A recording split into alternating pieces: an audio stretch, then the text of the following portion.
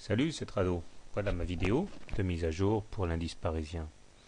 Après avoir percuté clairement la médiane de la fourchette d'Andrews que nous avions tracée il y a quelques jours, l'indice parisien a retrouvé des forces et aujourd'hui est reparti à l'ascension de la M20.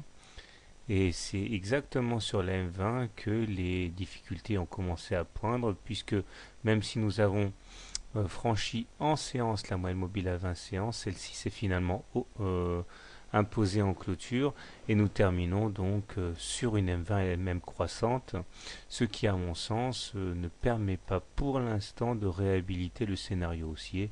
Je crois que nous sommes toujours pour l'instant sans tendance. Je changerai d'opinion si on clôture au-dessus de la M20.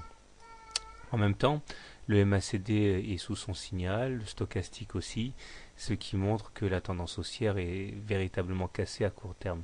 Le momentum échappe tout juste au passage sous les zéros, ce qui est encourageant pour la suite. La M7 est clairement décroissante, elle jouera donc comme une résistance à la hausse, ce qui n'est pas le cas de la M20 qui s'aplatit pour l'instant.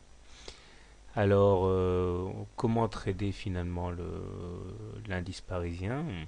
Alors, si vous êtes haussier sur l'indice parisien, vous pouvez partir du principe que nous avons du solide ici, c'est-à-dire maintenant que nous avons repassé la médiane de la fourchette d'Andrews. Donc l'idée serait d'acheter sur un niveau actuel en visant le haut de la fourchette d'Andrews, stop loss en cas de clôture sous la M20 demain. Deuxième solution, vous attendez qu'on aille retester la fourchette, la médiane de la fourchette pour acheter stop loss en cas de clôture sous la médiane. Si vous avez par contre un scénario baissier en tête, eh bien je pense que c'est la M7 qu'il faut trader. L'idée c'est que il faudrait shorter le contact avec la M7 et en cas de retournement baissier, toujours. Stop loss en cas de clôture au-dessus de la M7, objectif, retourner sur la Bollinger inférieure. Troisième solution, puisque c'est possible, le drapeau est toujours valable, c'est-à-dire que nous avons toujours un objectif qui est le report du mât par rapport au plus bas, c'est-à-dire vaguement les 4050 par ici.